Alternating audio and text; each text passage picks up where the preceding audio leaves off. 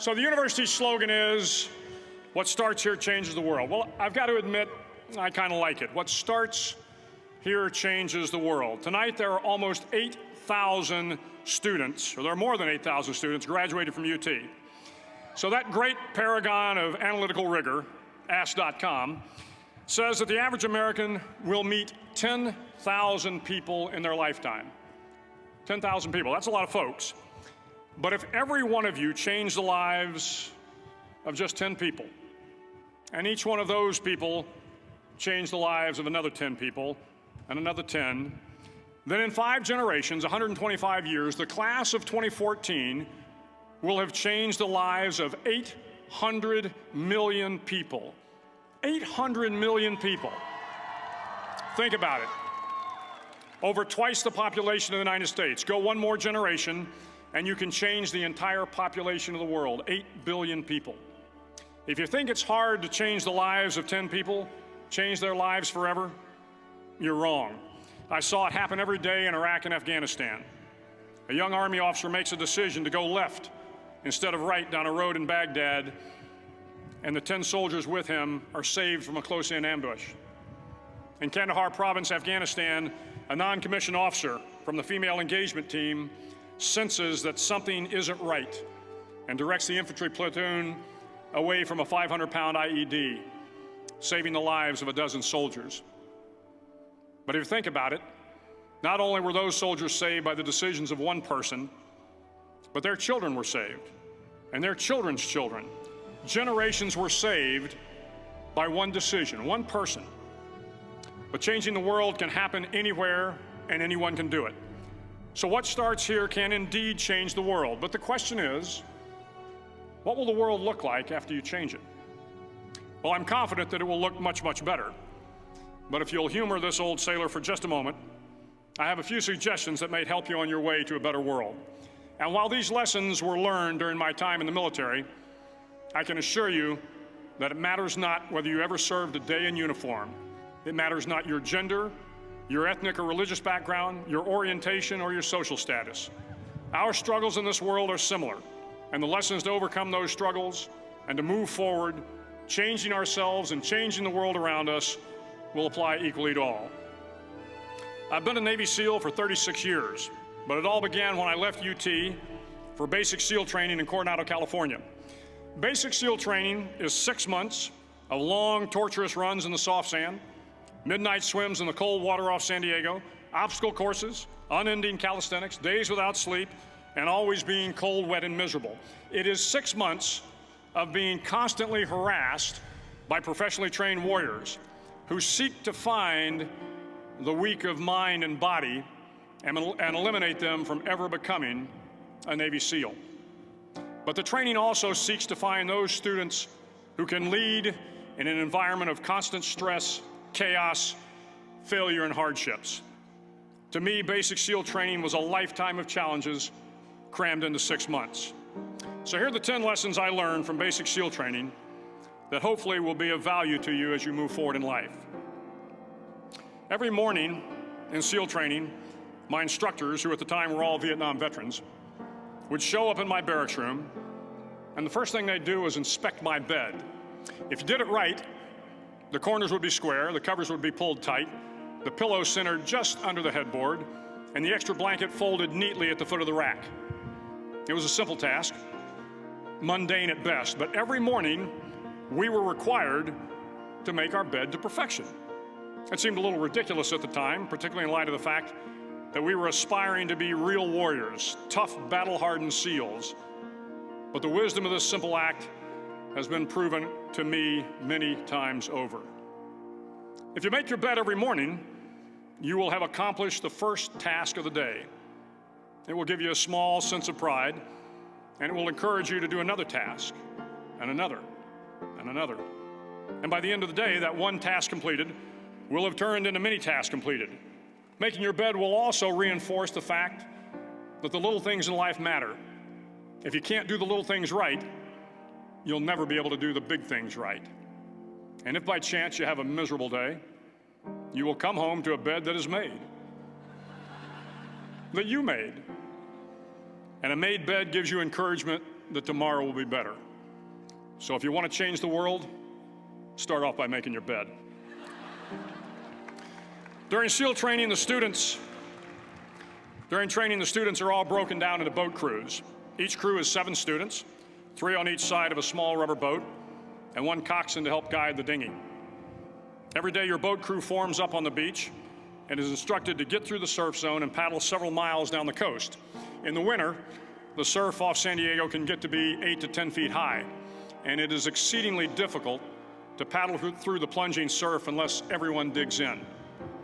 Every paddle must be synchronized to the stroke count of the coxswain. Everyone must exert equal effort, or the boat will turn against the wave and be unceremoniously dumped back on the beach. For the boat to make it to its destination, everyone must paddle.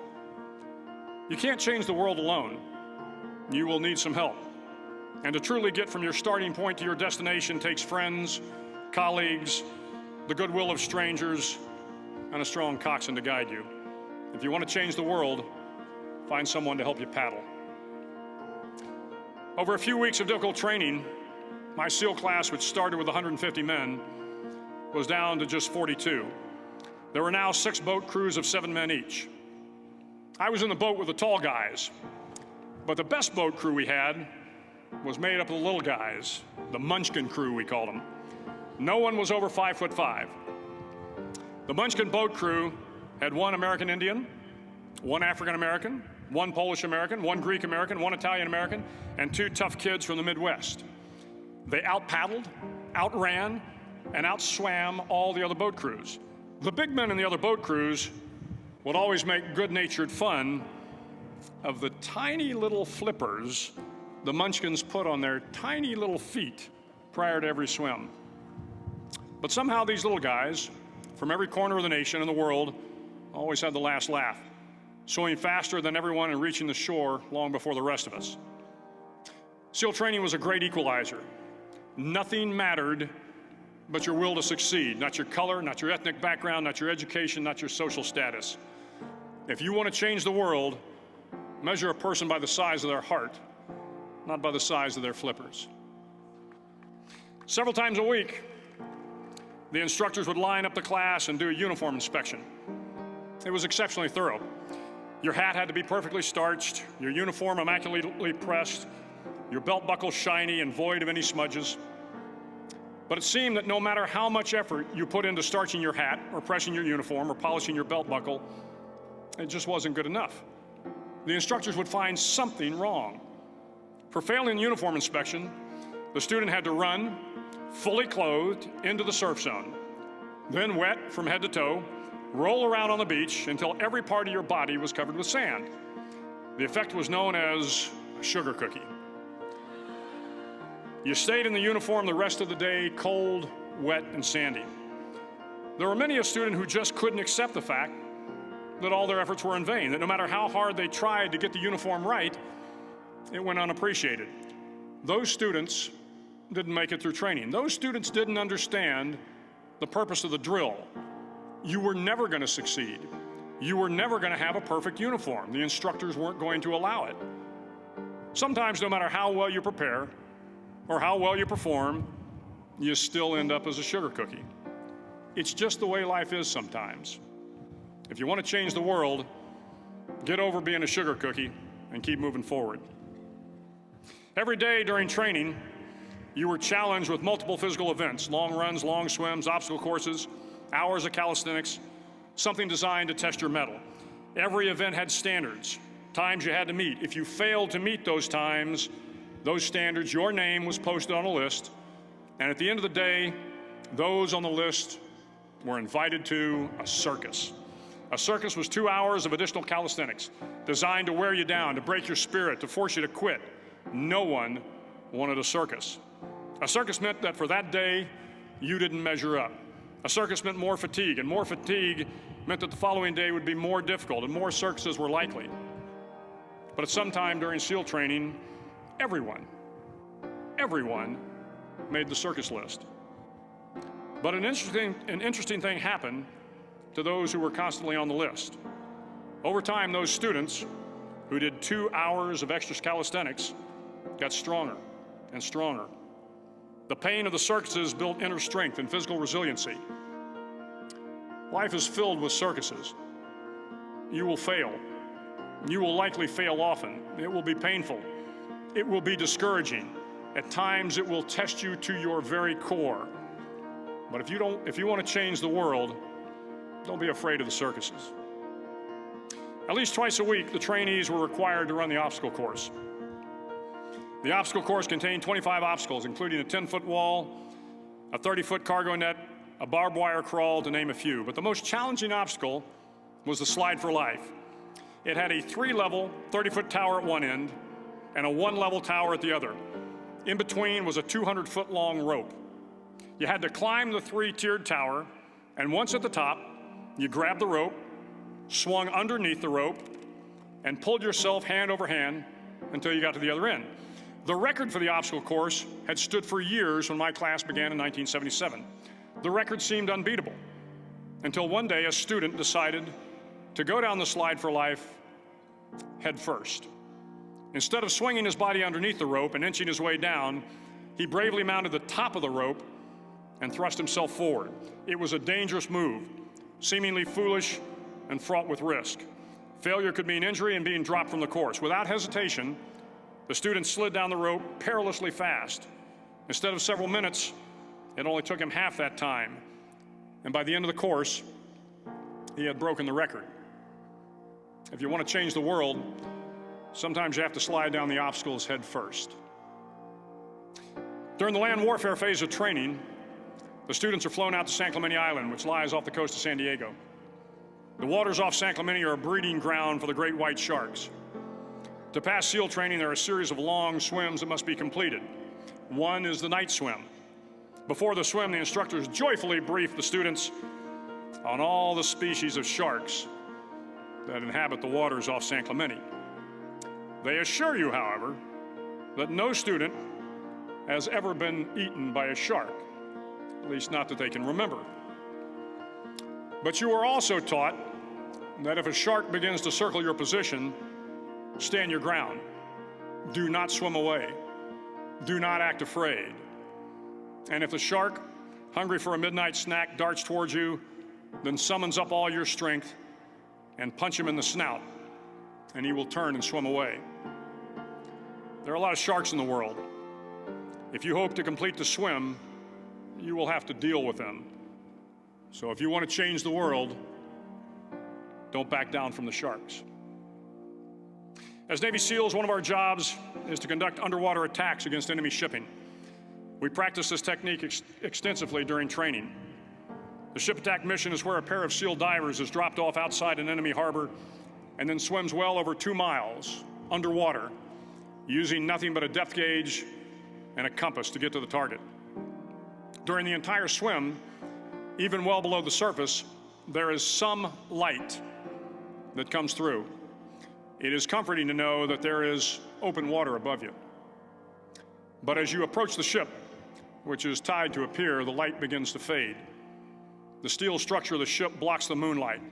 It blocks the surrounding street lamps. It blocks all ambient light. To be successful in your mission, you have to swim under the ship and find the keel, the center line, and the deepest part of the ship. This is your objective. But the keel is also the darkest part of the ship, where you cannot see your hand in front of your face, where the noise from the ship's machinery is deafening, and where it gets to be easily disoriented, and you can fail.